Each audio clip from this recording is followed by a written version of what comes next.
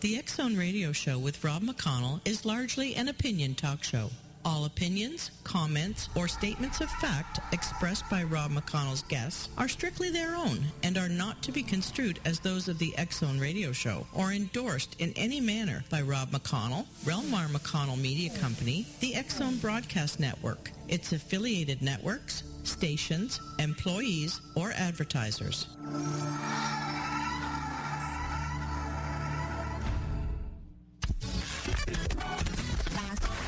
All Hit Radio.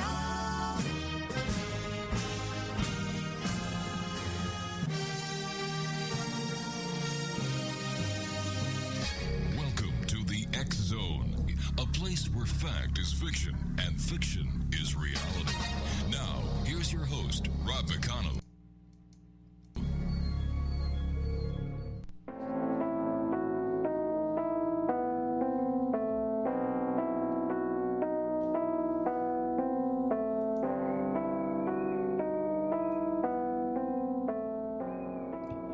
There's some scary music for you. Welcome back to the X Zone, everyone. I am Rob McConnell. We're coming to you live and around the world from our broadcast center in Hamilton, Ontario, Canada, on the X Zone Broadcast Network and on Talk Stream Live, as well as the IPBN Radio Network Digital Broadcast Network. Let me see.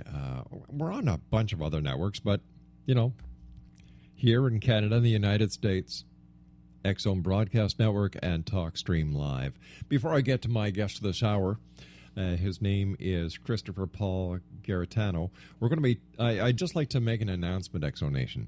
Starting in, I believe, 2 weeks, we have a brand new show starting on the X-Zone Broadcast Network and all our affiliates. A different perspective with Kevin Randall. That's right, Colonel Kevin Randall, the guy who is an expert on UFOs, the guy who did all the books on Roswell, New Mexico. He's going to be joining us with an hourly show here on the X-Zone Broadcast Network. For more information on what new shows we have coming up and to find out who's on the network, where you can listen to them, the time zones, just go to xzbn.net. As I said, X-Zone Nation, Christopher Paul Garetano is our special guest. He has had a lifelong obsession with mysteries of our world. He is a graduate of the School of Visual Arts in Manhattan. He is the owner and president of White Phosphorus Pictures LLC. The Montauk Chronicles is almost a 10-year study of the paranormal legends that surround Camp Hero Air Force Base in Montauk, New York. The movie is primarily a documentary with bizarre and horrific interpretations of the subjects, claims of mind control, alien abduction, time travel experiments, and murder. Joining us now to talk about this fascinating topic is Christopher Paul Garetano. And Christopher, welcome to the X-Zone. Great having you with us. Thank you so much. Thanks for having me. My goodness. You know, tell us a little bit about Montauk in New York. Well, Montauk is a town at the very eastern tip of Long Island, New York. Mm-hmm. It's quite remote, and in the summertime, it is a pretty happening place for anyone that wants to enjoy the summer season. I mean, it's some beautiful resorts and beaches and surfing, and it's well populated during the summer. In the wintertime, quite desolate. I mean, there's basically nobody there but some local fishermen and local residents that stay there throughout the winter. And about 5 miles away from town, there is a lighthouse. It's located in a place called Montauk Point, very rocky beaches at the edge of the Atlantic Ocean. And kind of nestled to the right, if you're facing the lighthouse, to the right of that, deep in the woods, there is a place called Camp Hero State Park, which used to be the Camp Hero Air Force Base, which is now defunct. But there is an enormous SAGE semi-automatic ground environment radar tower still standing there, and a lot of the structures that comprised the Camp Hero Air Force Base from World War II on throughout the 70s and closing down in the early 80s, or actually a little bit, well, on the record, it's supposedly closed down in the early 70s, but according to legend, there's something called the Montauk Project, where between 1971 and 1983, there were clandestine operations deep beneath the surface of this Camp Hero Air Force Base. So, to those who may have worked still topside, caretakers, whatever was there later in the situation, which would be in the early 80s, they weren't supposed to know about what was happening beneath the ground. And according to three gentlemen who appear in my picture, they would check in a place called Brookhaven National Labs, which is still in operation, Sure it is, which is further west than Montauk. And one of the gentlemen, Al Bielik, claims that there's an underground transportation system, a train, that would take them from Brookhaven National Labs to the underground base in Montauk. And according to the gentleman in my picture, everything from reverse engineering of extraterrestrial technology to psychic experiments to time travel experiments, and then the most atrocious thing, which I also feel is the most believable out of all of it, is this horrible program where children, runaway kids, were kidnapped off the streets of New York and throughout Long Island and brought into this as human test subjects, brought into this program during the 13-year period. Is there any proof or evidence to substantiate the claims about the kids that are being kidnapped? Not for the kidnapped kids, but after 9 years of studying this, I have come across a small, but I feel very significant paper trail that may lead to information that something was funded there, and that the connections between Brookhaven National Lab and Camp Hero during that time are actually very true. And this is something that, for most people that study this or have read these stories, they wouldn't really look in this area, because Alfred Bielik claimed that the entire project was funded by some mysterious Nazi gold train. I never really bought that story, even though in recent years apparently there was this mystery train was found in Poland, and of course, if it was found in Poland in a tunnel somewhere, then that gold wasn't used to fund the Montauk project. I thought there would be much more of a practical situation, so I was looking deep into it, and I did come across somebody who worked for a major company in the 1970s during that time, a very legitimate person who has something to lose. I feel a credible witness always has something to lose, and so they don't really want to reveal themselves, but they reveal a wealth of information to me personally, and I don't know, I believe the story. I believe that perhaps something close to what was said, and I don't know if everything happened there that these gentlemen have been putting out in the world, but maybe some of it has, and I think something for certain happened there that was top secret. I remember having Al Bielik on the show many years ago, and the stories that he told raised a lot of questions. Chris, you and I have to take a 2-minute commercial break. Please stand by. Thanks very much for joining us. This is going to be a great hour. Exonation, Christopher Paul Garetano is our special guest. www.montaukchronicles.com. This is the X Zone. I am Rob McConnell. Chris and I return in 2 minutes, right here from our broadcast center in Hamilton, Ontario, Canada. Don't go away.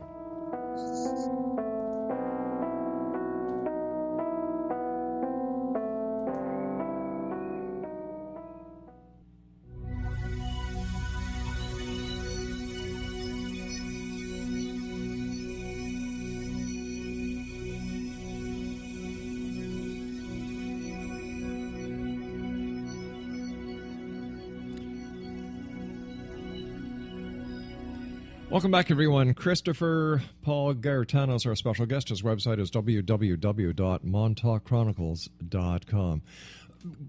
I must be honest with you, Christopher. This part about kids being kidnapped off the streets of New York and Long Island and being subjected to testing at the Brookhaven labs troubles me. And I want to know, has any report ever been made to the authorities? And if so, what have been the actions or the comments from the authorities?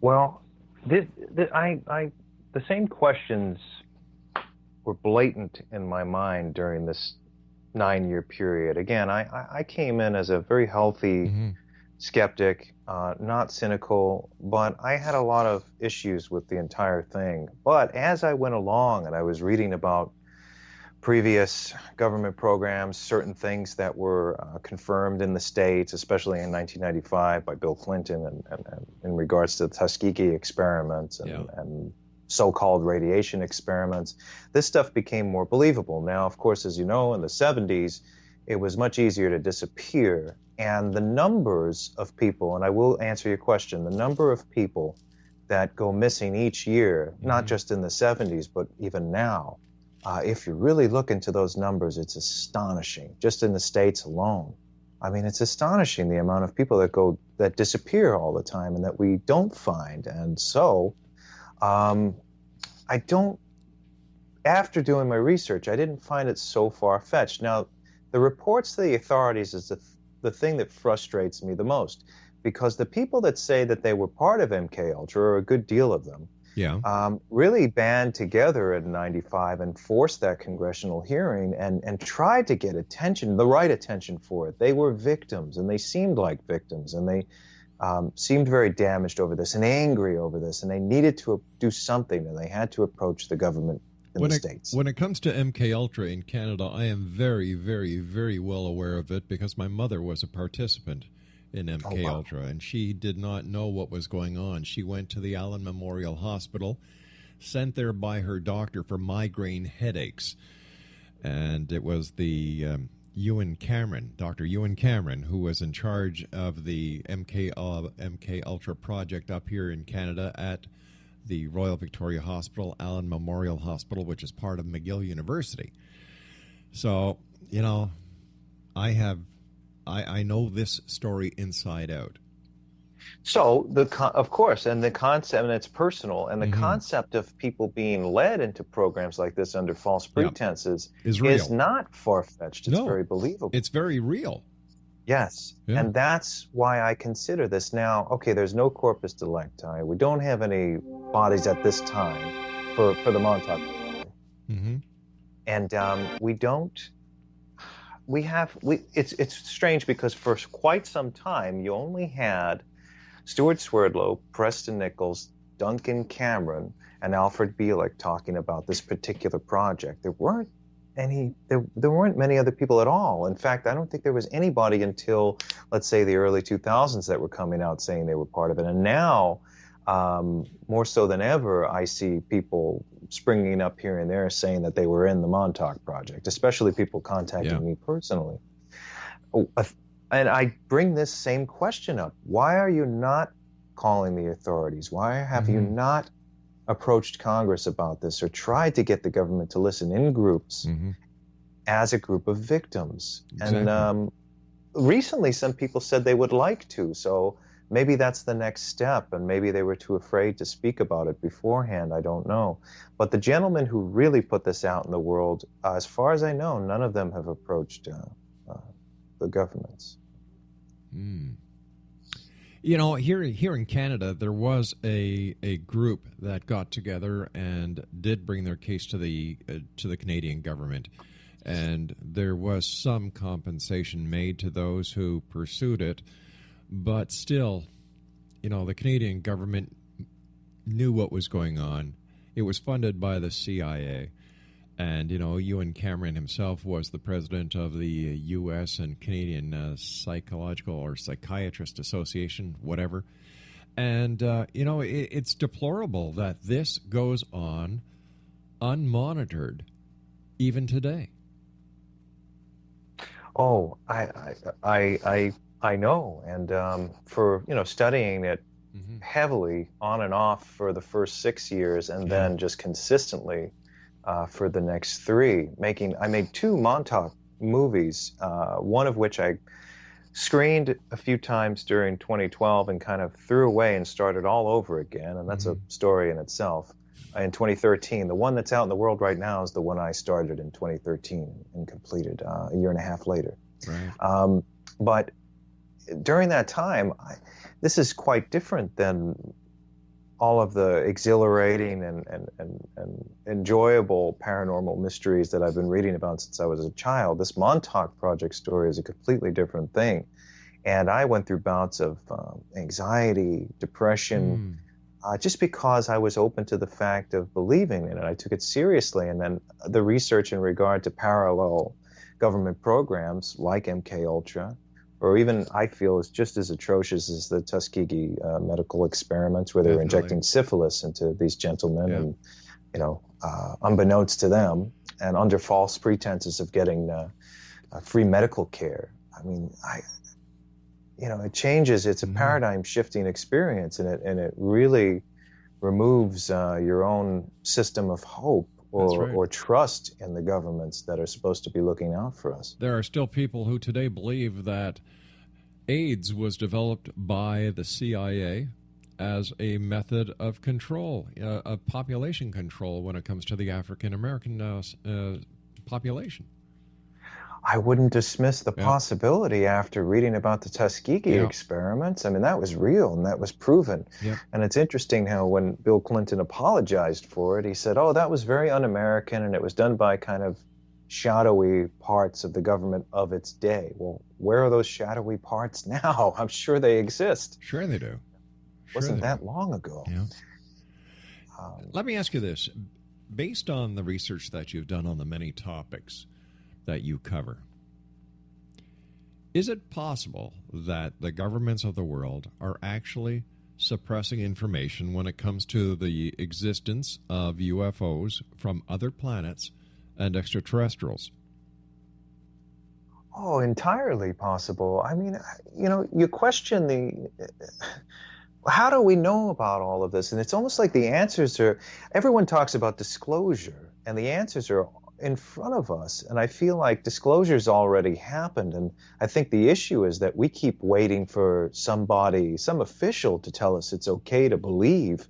And we know the truth. So I think we should all, us who are not part of the government, declare disclosure. It's already been, we've disclosed it. It's disclosed. We've had credible people like Edgar Mitchell come out and say these things are true. Why haven't we just declared it? All right, it's true. I think that would really put a shock to the people concealing it from us, that we've decided we don't need your permission to believe. I think that it's come to a point where there's a lot of people who are involved in the disclosure project are making a pretty penny at it. So in order for the disclosure to become public knowledge at this point would put a little dip in their pockets. People are the first to say that Big Pharma is behind things, that the government is suppressing things. I believe, now this is just my belief, that it's the UFO community itself who is maintaining the conspiracy and cover-up when it comes to ETs and UFOs, because as long as the conspiracy is in place, they don't have to provide any proof to any of their statements. We think alike. We think alike. But sometimes, I'm glad you said that. I cautiously try and say these things because you don't want to upset people and ruin their, the thing. This spans over into cryptozoological interests, in regards to the North American Sasquatch or anywhere else for that matter. Because I feel like a lot of these groups that are out looking for this thing are a great detriment. Because if it does exist, and I do believe it does, equally amount of credible people seeing it for so long, that you're just pointing out its location, and you're pointing out the location of something that doesn't want to be found. Exactly. And that the bad guys with the high-powered rifles who will benefit from its corpse will go right to that location and exterminate them. So I think it's a great disservice. But these groups thrive off of the fact that they can keep looking. They're thrill seekers. I don't think we should look. They're thrill seekers. Plus, you don't have to carry a gun to cause stress and damage to these cohabitors of this planet of ours. Just by being tracked, just by being chased, this will cause stress. This could cause damage.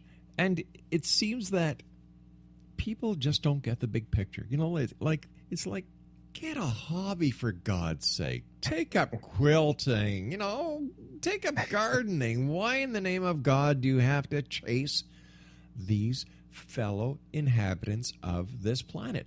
And then you've got the ghost hunters. Oh, wait a second. If you hunt something, you intend on killing it. These things are already dead. Sure. like, I think people have way too much time on their hands. Way too much time. Yeah, and of course, it's just normal human arrogance that we have to look for these things constantly. I mean, there's a wealth of history, and great stories and information, and I think a lot of these things should remain as that. There's just excellent stories and mysteries and things we can discuss, and and if there is an encounter by chance, that's a different thing than a hunt. Yes. If you encounter something, then you add something to the lineage. Yeah. I think, and it's funny, you're talking, and I just had one of those moments where it's, aha, maybe we do this because if we cannot find, if we cannot discover, if we cannot explain, then these ghosts, Sasquatch, and the list goes on, lake monsters, whatever, are smarter than we are. And how can that be? Well, they certainly do not want anything to do with us. So that's one sign. Well, that shows they're smart right there. Hey, listen, Chris, you and I have to take a commercial break. Please stand by. Great talking to you, Chris. Congratulations on all the great work you've done. And I want to talk to you about a couple of your movies that are coming up as well when we come back from this break. Stand by. Thank you. Exonation, if you'd like to find out more about Chris, his website is Montauk Chronicles. This is the X Zone. I am Rob McConnell. Chris and I will return on the other side of this break. And by the way, if I'm pissing somebody off by telling the truth, too bad. There's three sides to every story. His side, her side, and the truth. We'll be back on the other side of this break. Whatever you do, do not go away.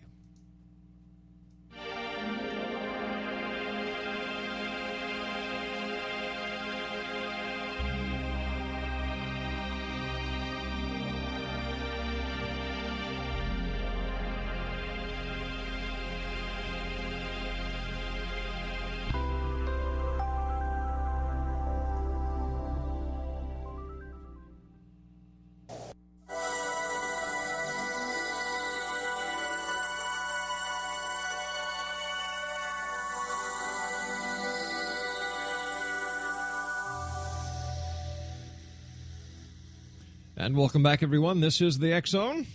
My guest this hour is Christopher Paul Garetano, and his website is Montauk Let me try this again.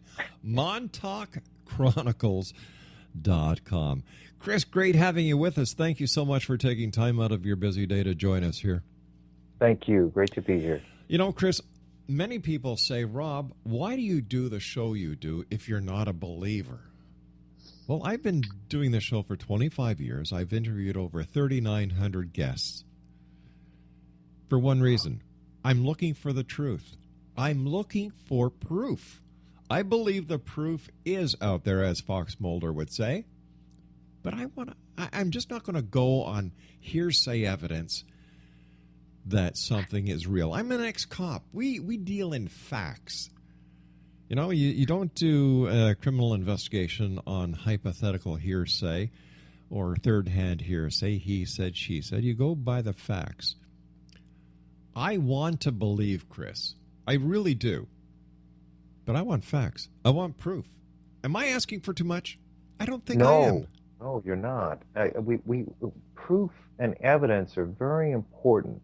I think also something just as important as solid, tangible evidence is the credible witness. But the credible witness, the standard for that needs to be high, because a credible witness, like I said earlier, we know that they have something to lose. In the case of the person that I'm getting information from this particular company that may have funded the so-called Montauk Project. Right. And again, I've never said, in all these years, I've never said, yes, it's true. I don't know if it is. I can tell you what I can tell you. But so if the credible witness is, it's not someone who immediately will go to a conference or a convention and hang out and tell their story, as opposed to being very afraid this person that's talking to me has a pension that's in jeopardy if they reveal their identity. And this is a real person, and they are full of information, very minute details. And the gentlemen who have been telling me the Montauk tale for years, their details are a little more sparse and difficult to get through. And I'm not saying they're lying. But, you know, when you've gone through an extraordinary situation, like it's analogous to, years ago, I found a friend of mine passed away. He was 10 hours passed away. That day, I can remember every element, every sense has been recorded, and I can be there. Unfortunately, I can be there in a moment's notice in my mind's eye and see it all again. Now, if you went through a government program for 13 years, every day, and saw alien technology, extraterrestrials, hundreds of thousands of people being brought through as test subjects, you're going to remember details that are so unique that you can't dispute this as something that this person experienced either in an elaborate hallucination that they totally believe is true or an actual occurrence. But when the information is light, it's questionable.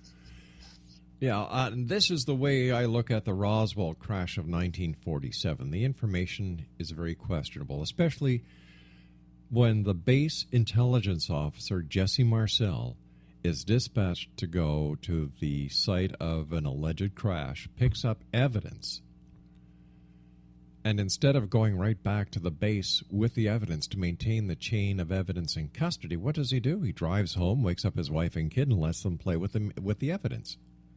Right then and there, right then and there, the Roswell case ceases to exist. The chain of custody has been broken. And yet when you talk to a lot of the so-called Roswell experts, and I'm excluding my friend Kevin Randall from this, they refuse to talk about it. That is a no-no. You cannot question Jesse Marcel's credibility. Why not? He broke the rules.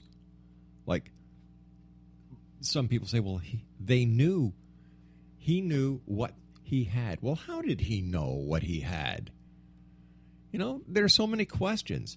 And when you try and follow the evidence trail in Roswell, there isn't one. So I fully understand what you're talking about when it comes to the credibility of certain people compared to others. You know, and you have to protect the identity and of the person that is giving you information because, like you said, this is his livelihood. He has a lot to lose.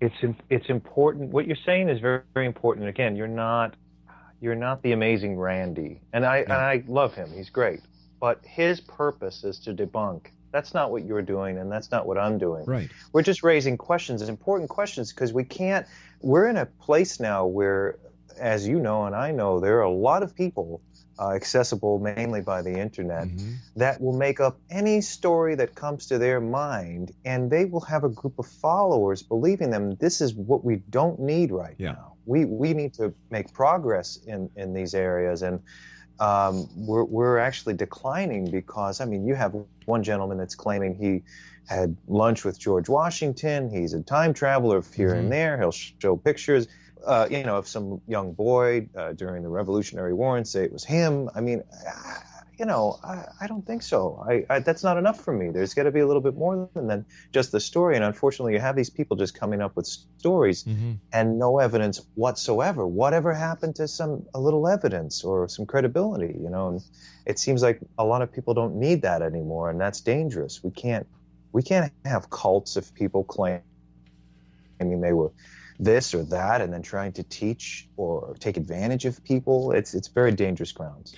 The internet is a marvelous tool. However, I've said this many times. In fact, I used it with the guest I had on previous to you coming on. In my opinion, the internet is the largest septic tank that man has ever created because there's more crap in it than anything else. It needs a regulator. It does. It needs, and we only say this because we care and we want quality information. We want the truth. I believe in the possibilities. I certainly do, or I wouldn't be doing this at all. So we need to have better gatekeepers and better standards of consideration or belief or whatever you want to call it.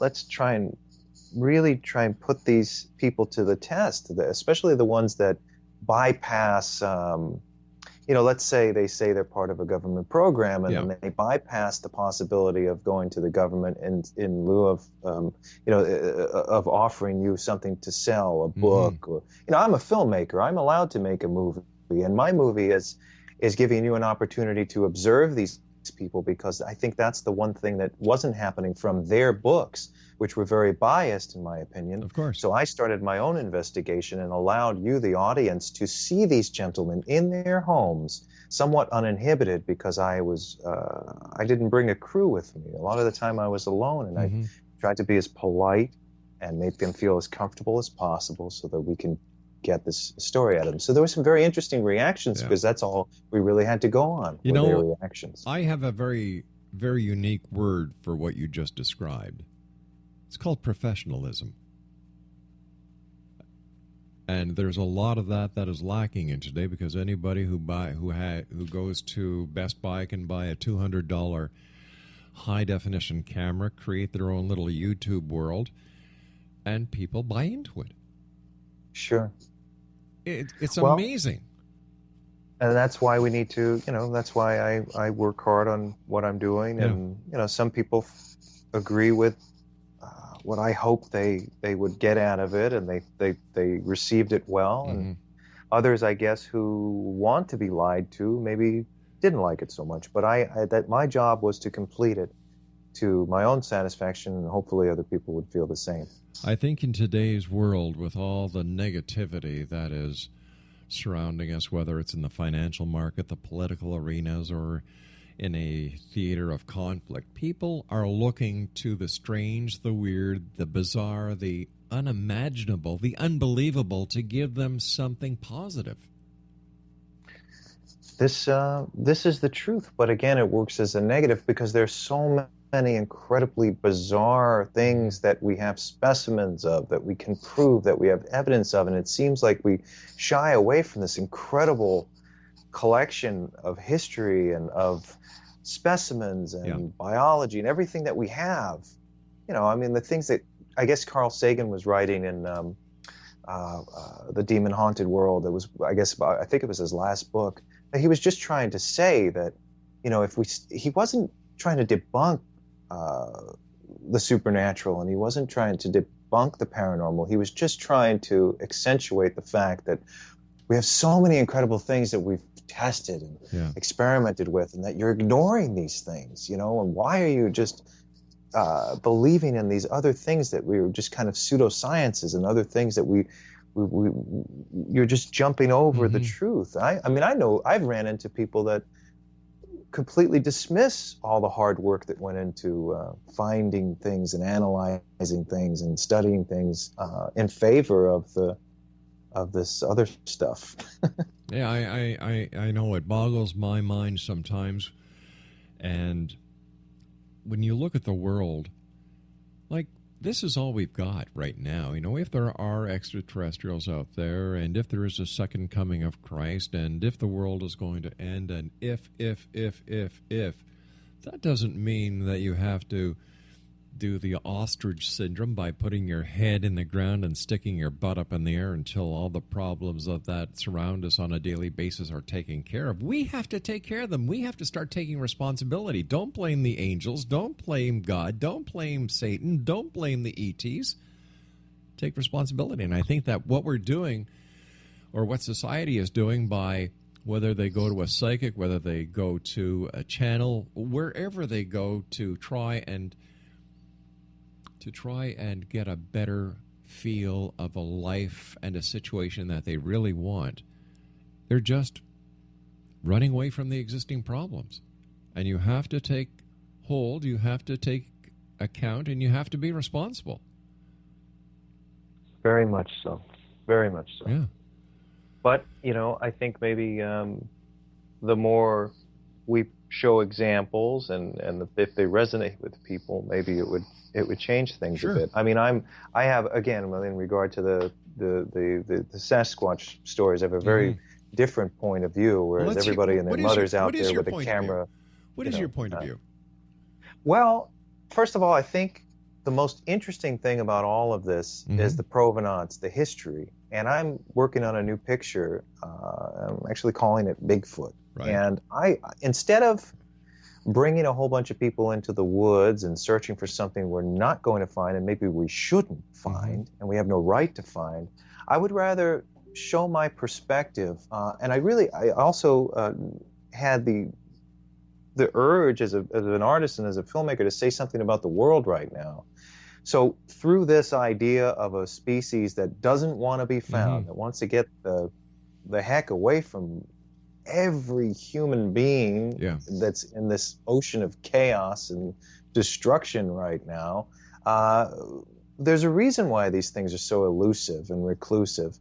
And so using that idea of something that wants to get away, showing the history, the violent history of how, and I'm focusing on North America, so how the U.S. was forged and all of the things that were happening and the genocide of the Native American Indian and all of these things that it may have witnessed and said, I can't be near these things. Every time they enter the woods, they have guns, they shoot at us, they kill each other. We want nothing to do with them. You see, so they retreat. And that, through showing the provenance and the history of what we have, everything from Native American legends to Daniel Boone's Tall Tales to Theodore Roosevelt's Bowman Tale, which is very profound, I think. It was a really interesting story that he wrote in his memoirs called The Wilderness Hunter, all the way up until the Patterson story. It would be a 2.5-hour journey through that lineage, showing you where it came and how far it came to someone like Jeff Meldrum, who's seeing these things more as a mountain gorilla. I don't know about that. I think it's somewhere in between man and an ape, something we really don't know of. Could it be a hybrid? Just showing the history. Could it be a hybrid? Because there are stories that come out of Russia in the coal mines where there were these creatures that are described as human apes that were used, and that the miners used to have sex with them, and that there were offspring that were born. Sure. It was, what was it, Professor Brian Sykes has been writing about those in several books. Yeah, of course. I think the possibilities are endless with these things, but I believe the stories, because you have these, I mean, Roosevelt himself, Theodore Roosevelt, as far as I know, didn't see one, but he was so affected by a frontiersman that saw one that he was so compelled to write this in his book. So I wanted to cover that story. And the idea was that, there was an altercation and that they shot at this thing, and this thing came back, this hunter that he talked to came back and actually killed his friend that he was out trapping with. So I don't know. I think these stories are so interesting to me, and so much more interesting than just having a bunch of, 20-something kids running around the woods getting chased by a creature, or, just a bunch of Bigfoot hunters running around. It's just not interesting to me. So I think we need to go back throughout the history to really fully understand this. And I've been reading about this since I was a kid, so I'd like to bring that essence and that vibe back into it. One of my first inspirations was seeing Nimoy's show In Search Of. Not that I would dare try and copy that, but I feel like starting there and going back to what really inspired me is what I'd like to bring to this picture. What is your take on the Patterson-Gimlin film? Well, the chances of these gentlemen making a Bigfoot documentary and then a Sasquatch appears while they're shooting their documentary in one of the most interesting pieces of film I've ever seen. And I know you might be aware of a gentleman named William Munns, who wrote a book called When Roger Met Patty. Really obsessive, meticulous, well-researched book of Munns analyzing that Patterson film. Now, what I think of it is, normally I would just think this was a hoax, but the things that keep catching my eye are, and I know about special effects makeup. William Munns, who wrote that book that I just mentioned, is also a Hollywood special effects makeup artist. And his analysis is that in that little piece of film that Patterson shot, Patterson and Gimlin shot, you see muscle structure, you see breasts, You see things that even the greatest makeup artist of that day couldn't pull off. Even, what was it, John Chambers? He could not pull that off. They say he was claiming that he did that for a moment, but one of the last things that he said was, "I'm good, but I'm not that good," meaning if you look at Planet of the Apes, none of those suits mimic the way that suit moves if it was a suit. I mean, it was brilliant if that's what it was, but I don't believe that there was any makeup or silicone or anything in that time that could mimic the muscle structure and breasts and the way this thing moves. Then how come with all the modern technology we have today, webcams, satellite imaging, dash cams, there hasn't been that all-conclusive piece of evidence of a Bigfoot photo? Or how come we haven't had a Bigfoot cadaver brought to the U.S. Forest Service or to a law enforcement agency? Okay, now and these are great questions, and I have thought of this many times. A few answers. Okay. Now I know hunters, a few hunters, and again, I'm keeping an open mind. Yep. I think it's like finding a needle in a haystack, literally. And I think the populations are small. We can't look at them like breeding populations of animals because it's not. It's a living creature, but I don't believe it's like a deer where, it would be a bit unaware of us and it will just keep walking in front of cars and getting hit by cars and things like that. I think it's a little more intelligent than that. I think they're more like families or tribes, and they're well aware of us, and they definitely want to stay away from us.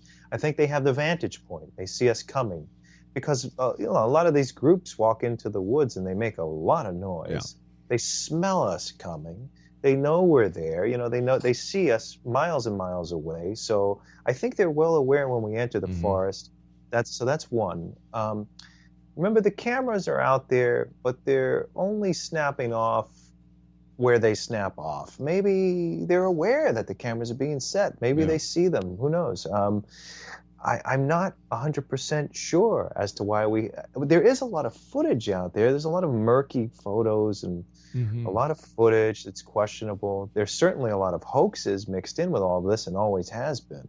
Yeah. But it could be government protected for the same reason maybe certain things are being concealed in other areas like UFOs. It's a possibility. I'm just saying these are possibilities. I hear you. To answer the question, because I don't know exactly why we haven't found one yet, but I think what it would require would be people of experience, trackers from, Army Rangers, people like that, maybe just very few of them, out in the wilderness where some of these hot spots are, in some kind of stealth situation for a month and a half straight.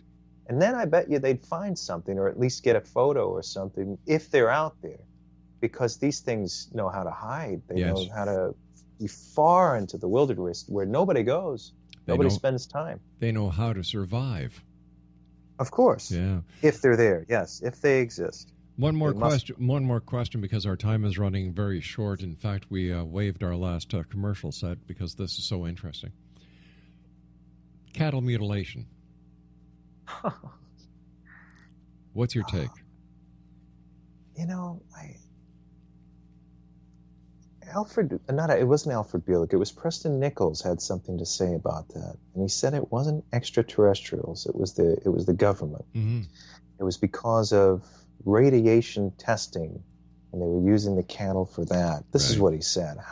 Where does he get his information? I don't know. Well, doesn't that bring up the question, why would the government have to go into somebody's land and conduct this experiment instead of doing it on government land that they have millions upon acres available so that they could actually do these studies?